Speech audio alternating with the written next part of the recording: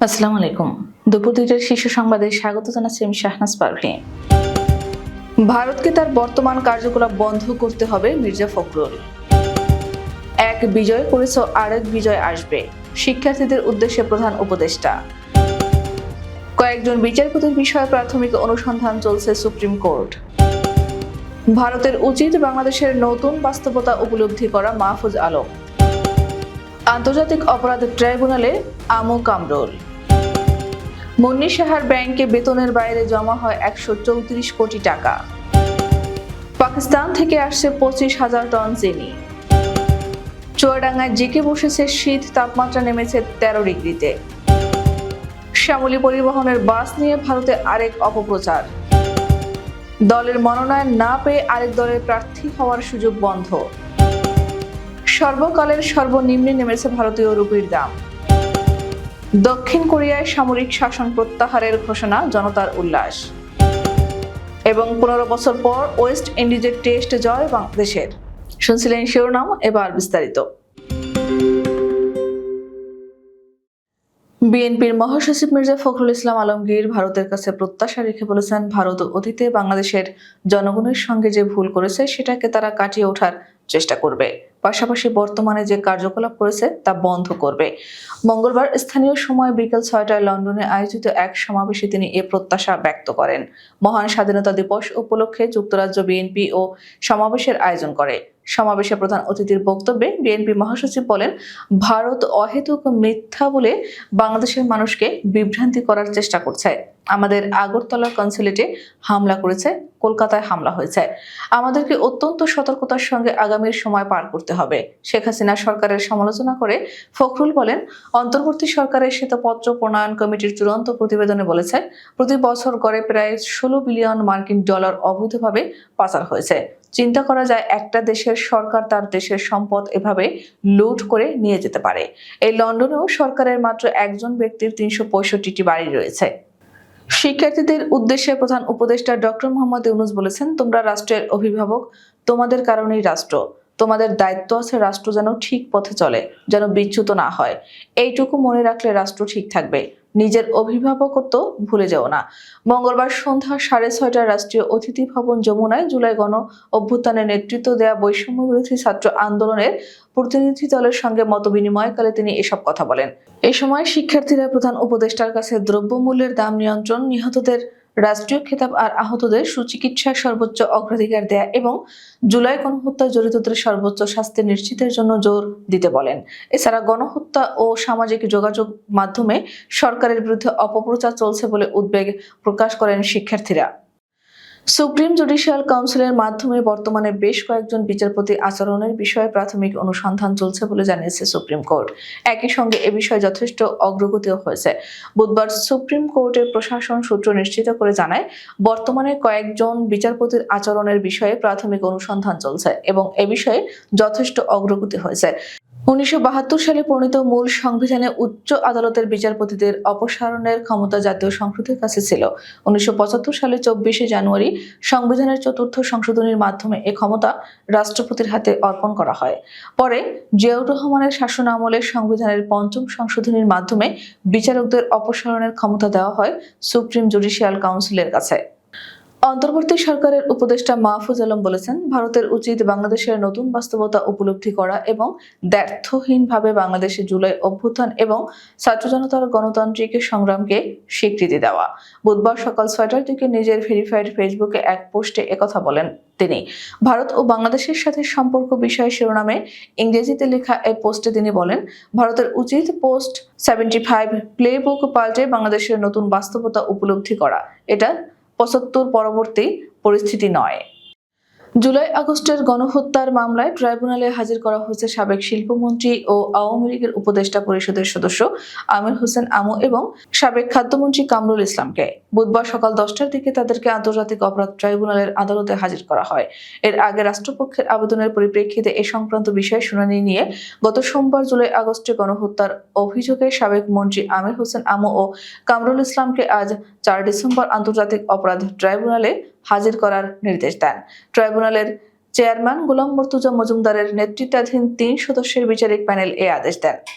সাংবাদিক মুন্নী সাহার স্বার্থ সংশ্লিষ্ট ব্যাংক হিসেবে বেতনের বাইরে জমা হয়েছে 134 কোটি টাকা। এর মধ্যে বিভিন্ন সময়ে উত্তোলন করা হয়েছে 120 কোটি টাকা। স্থগিত করা হিসেবে স্থিতি আছে মাত্র 14 কোটি টাকা। মুন্নী সাহা, তার স্বামী কবির হোসেন তাপস এবং তাদের মালিকানাধীন MS প্রমোশনের হিসেবে এই অর্থ পেয়েছে বাংলাদেশ ফাইন্যান্সিয়াল ইন্টেলিজেন্স ইউনিট। এছাড়া গুলশান, তেজগাঁও লিংক রোড এলাকায় শান্তিনিকেতনে 165 রোজা গ্রিনে তাদের একটি ডুপ্লেক্স বাড়ির সন্ধান মিলেছে।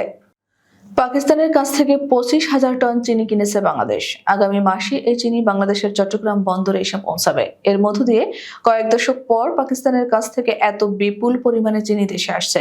এতদিন মূলত ভারতের কাছ থেকে পণ্যটি কিনত বাংলাদেশ। মঙ্গলবার এক প্রতিবেদনে এই তথ্য জানিয়েছে পাকিস্তানি সংবাদ মাধ্যম যা নিউজ ইন্টারন্যাশনাল। প্রতিবেদনে বলা হয়েছে, পাকিস্তানের কাছ থেকে 25,000 টন চিনি কিনেছে বাংলাদেশ, যা আগামী মাসে করাচি বন্দর থেকে চট্টগ্রাম বন্দরে পৌঁছাবে। দক্ষিণ পশ্চিমের জেলায় চুয়াডাঙ্গায় বেড়েছে শীতের তীব্রতা। বুধবার সকাল 6টা ও 9টায় 13.6 ডিগ্রি সেলসিয়াস এবং 95% বাতাসের আর্দ্রতা রেকর্ড করেছে চুয়াডাঙ্গা আবহাওয়া অফিস। এদিকে ঘন কুয়াশা ও হিমেল হাওয়ায় বেড়েছে দুর্ভোগ। এতে কষ্টে আছেন খেটে খাওয়া ছিন্নমূল মানুষেরা। শীতের সময় মতো কাজে যেতে পারছেন না তারা। চুয়াডাঙ্গা আঞ্চলিক আবহাওয়া পর্যবেক্ষণাগার কেন্দ্রের কর্মকর্তা রাকিবুল হাসান বলেন, এখন থেকে এ অঞ্চলের তাপমাত্রা কমতেই থাকবে, শীতের তীব্রতাও বেড়ে যাবে। ব্রাহ্মণবাড়িয়ায় সড়ক দুর্ঘটনার শিকার শ্যামলী পরিবহনের বাস নিয়ে ভারতে আরেক অপপ্রচার চলছে। ফ্যাক্ট চেক বা তথ্য যাচাই সংস্থা রিউমার স্ক্যানার জানিয়েছে, ভারতের আগরতলা থেকে বাংলাদেশের ঢাকাগামী ভারতীয় যাত্রী বহনকারী শ্যামলী পরিবহনের একটি বাসের সাথে ইচ্ছাকৃতভাবে বাংলাদেশি ট্রাকের সংঘর্ষের দাবিটি সঠিক নয়। রিউমার স্ক্যানারের প্রতিবেদনে বলা হয়েছে যে সম্প্রতি ভারতীয় কয়েকটি গণমাধ্যমে বাংলাদেশের ব্রাহ্মণবাড়িয়ায় ঢাকা ঢাকা রুটের শ্যামলী পরিবহনের একটি বাসের সাথে বাংলাদেশি একটি ট্রাক ইচ্ছাকৃতভাবে সংঘর্ষ ঘটায় দাবিতে একটি তথ্য প্রচার করা হয়েছে। নির্বাচনে দলের মনোনয়ন না পেয়ে অন্য দলের প্রার্থী হওয়ার সুযোগ বন্ধ করার নীতিগত সিদ্ধান্ত নিয়েছে নির্বাচন ব্যবস্থা সংস্কার কমিশন। এছাড়া যদি কোনো ব্যক্তি দল পরিবর্তন করে অন্য দলের প্রার্থী হতে চায়, তাহলে ওই দলের 3 বছরের সদস্য পদ থাকা বাধ্যবাধকতার প্রস্তাব করা হচ্ছে। জানা গেছে, নির্বাচন দলে এলেই দল ভাঙা করার খেলা শুরু হয়। এজন্য চলে টাকার খেলাও। এই খেলায় যুক্ত হন রাজনৈতিক, সরকারি, আমলা ও গোয়েন্দা সংস্থার কর্মকর্তারাও। গত 7 জানুয়ারি অনুষ্ঠিত দ্বাদশ জাতীয় সংসদ নির্বাচনেও অনেকটা ওপেন সিক্রেট ছিল। ওই নির্বাচনে মনোনয়নপত্র দাখিলের আগ মুহূর্তে বিএনপি থেকে হঠাৎ আওয়ামী লীগে যোগ দিয়ে ঝালকাঠি 1 আসনে নৌকা প্রতীকে নির্বাচন করেন শাহজাহান ওমর বীর উত্তম। ওই নির্বাচনে তিনি জয়ীও হন। বর্তমানে তিনি কারাগারে আটক রয়েছেন। খারাপ সময়ের ভিতর দিয়ে যাচ্ছে ভারতীয় অর্থনীতি। আগে যেখানে পূর্বাভাস ছিল চলতি অর্থ বছরের জুলাই-সেপ্টেম্বরের প্রবৃদ্ধি 6% বেশি হবে, সেখানে এই প্রবৃদ্ধি হয়েছে 5.4% হারে, যা গত 18 মাসের সর্বনিম্ন। এর প্রভাব পড়েছে রুপির দামেও। ফলে মঙ্গলবার ভারতে প্রতি ডলারের বিনিময় মূল্য বেড়ে 84.75 রুপিতে পৌঁছেছে। আর এর ফলে মার্কিন ডলারের বিপরীতে ভারতীয় রুপির মান ইতিহাসের সর্বনিম্ন স্তরে নেমে গেল। অনেকে আশঙ্কা করছেন রুপির দরপতন আরো বেশি হতো, তবে ভারতের কেন্দ্রীয় ব্যাংক RBI এর হস্তক্ষেপের কারণে তা কিছুটা থামানো গেছে। RBI রাষ্ট্রীয় ব্যাংকের মাধ্যমে ডলার বিক্রি করে বাজার থেকে রুপি তুলে নিয়েছে, ফলে দরপতন কিছুটা থেমেছে। তবে রুপির ধারাবাহিক দরপতনকে ব্যবসায়ীরা উদ্বেগজনক বলছেন। কয়েক মাস ধরে রুপির দর রুখতে বাজারে হস্তক্ষেপ করছে RBI। নানা নাটকীয়তার মধ্য দিয়ে দক্ষিণ কোরিয়ায় সামরিক শাসন প্রত্যাহারের ঘোষণা দিলেন দেশটির প্রেসিডেন্ট ইউন সুক ইয়োল। এতে দেশটির রাজধানী সিউলে পার্লামেন্ট প্রাঙ্গণে উল্লাসে ফেটে পড়েন জনতা। গতকাল গভীর রাতে দেশটির রাষ্ট্রীয় টিভি চ্যানেল সামরিক শাসন জারির ঘোষণা দেন প্রেসিডেন্ট। এর কয়েক ঘন্টা পরই আবার তা প্রত্যাহারের ঘোষণা দিয়ে এক নাটকীয় দৃশ্যের অবতারণা করালেন তিনি। উত্তর কোরিয়ার কমিউনিস্ট বাহিনীর হাত থেকে রক্ষা করতে সামরিক শাসন জারির কথা জানিয়েছিলেন প্রেসিডেন্ট ইউন। তিনি রাষ্ট্রবিরোধী চক্রান্ত নির্মূলের প্রয়োজনীয়তার কথা জানান। এ খবর দিয়েছে অনলাইন BBC। আন্টিগাতে প্রথম টেস্টে না পারলেও জামাইকায় কিংস্টনে তাইজুল ইসলামের ঘূর্ণিতে ক্যারিবিয়ানদের 101 রানে হারিয়েছে বাংলাদেশ।